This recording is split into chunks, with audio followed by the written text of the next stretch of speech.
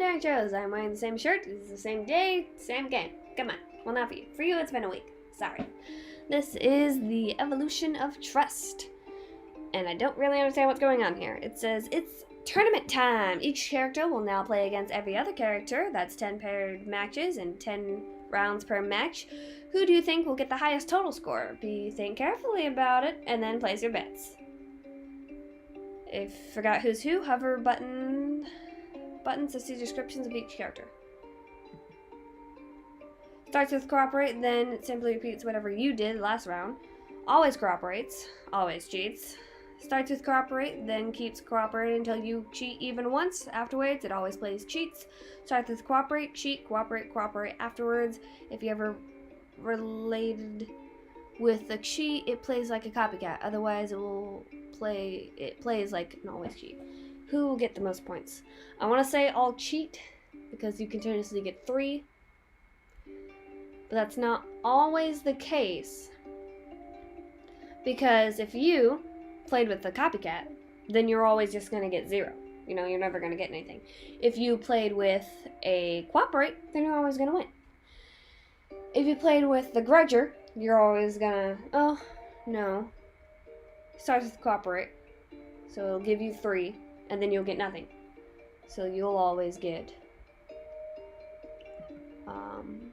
at least 3, because every other round after that's going to be 0, because you both cheat. That's the Grudger.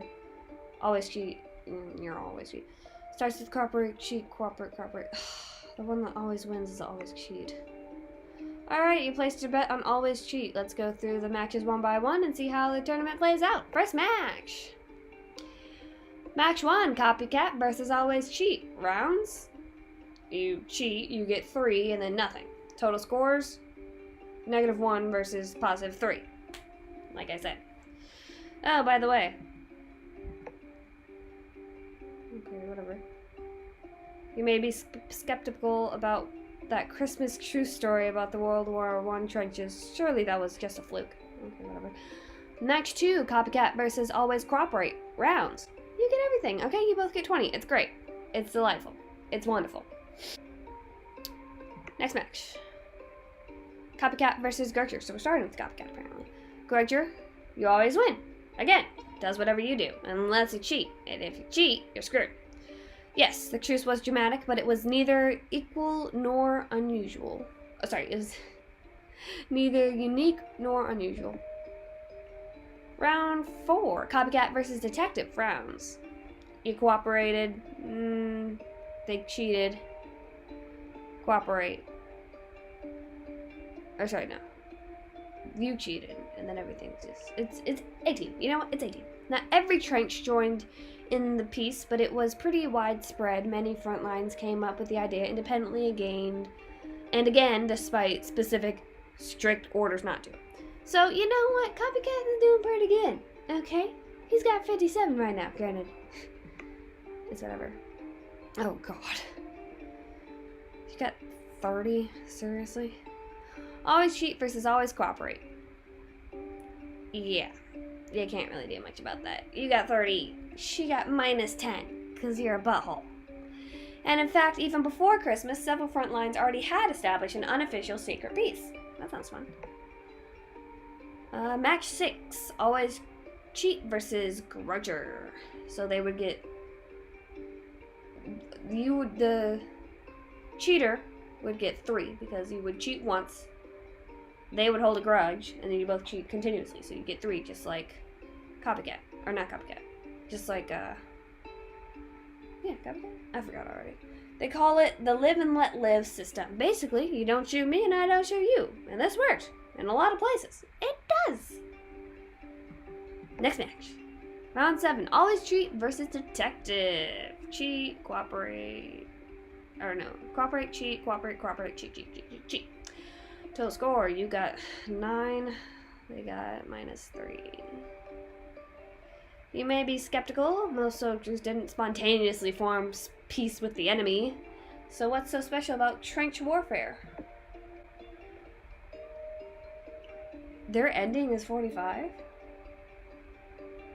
That makes me happy. They didn't get as much as I thought they did. That makes me a little happy. Always cooperate, got a 20. Grudge got 20. Again, don't cheat. You'll be fine. Well, here's what's unique about the trenches. Unlike almost every other form of war, you have to face the same specific soldiers every day. Yeah.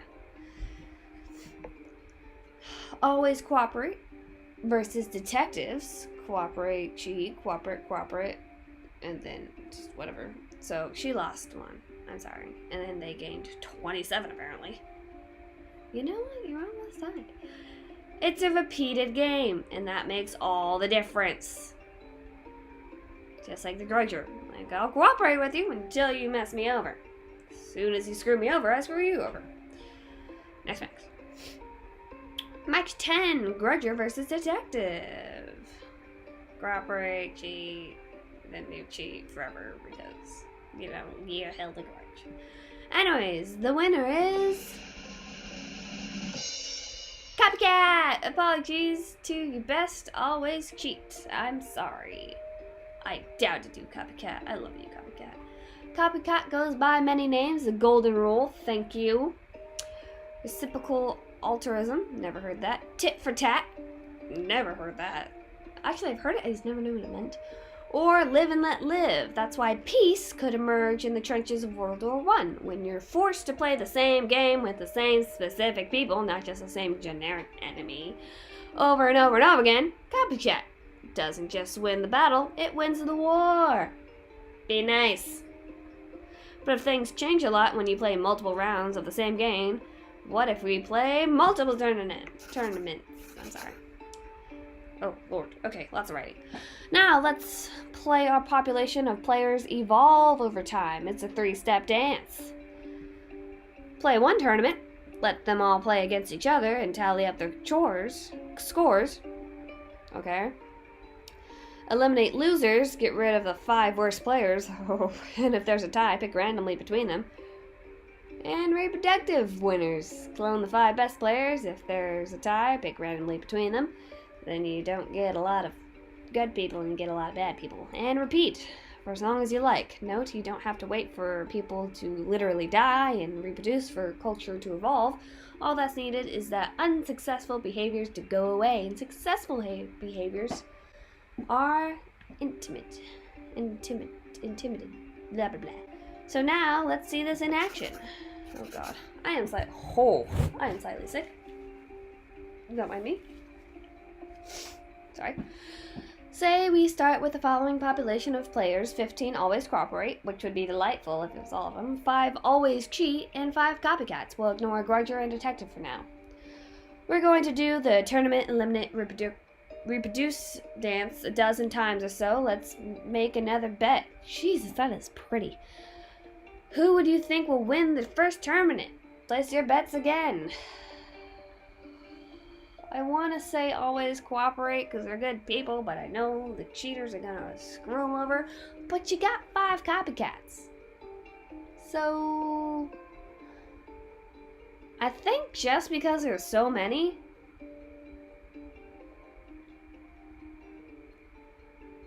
yeah. Because these 5 against these 5, you're both going to win. You're both going to get 2.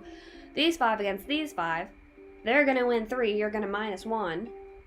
Isn't the best. But then the 5 against the 5 is always going to get 2. So I think just because based off numbers, you'll actually win. Makes sense, always cooperate, outnumbers everyone else. Let's see if you're correct. Play tournament. Oh lord. Ah! Eliminate bottom 5. Reproduce top 5. Alas, always cooperate got eaten up by always cheat, whose numbers have now increased by 5. Let's try a few more rounds of this. Oh no. Ooh. I only got 180. Eliminate bottom. Sorry, 5. Reproduce. Always cheat is still growing at the expense of always cooperate. Just 30?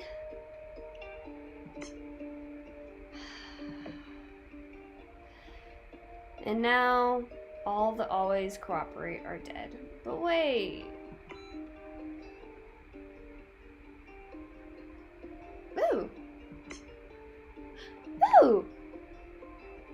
That's right, the always cheats become a victim of their own success. They exploit the naive, always cooperate, but once they ran out of them, they had to face the copycats, who are nice but not naive. Yes! Get rid of you!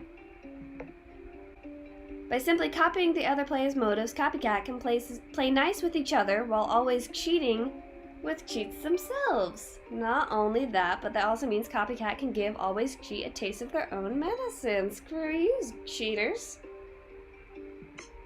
Oh, this makes me happy now. Because when they play against each other, they both win too. When they play against a cheat, they both lose, so eventually they're going to be the losers. And so, as a result, Copycat inherits the earth. So, although your bet was off, the nice but naive always cooperate were doomed from the start, and in the end, a smart form of niceness prevailed, and the always cheaters were squashed. I like that. This reminds me of a quote, "We are punished by our sins, not for them." Oh, and by the way, this result is similar even if we put grudgers and detectives back in. You know what? I'm gonna stop it right here and be back in like literally 2 seconds. For you, it's a week. I'm sorry. I don't really do it.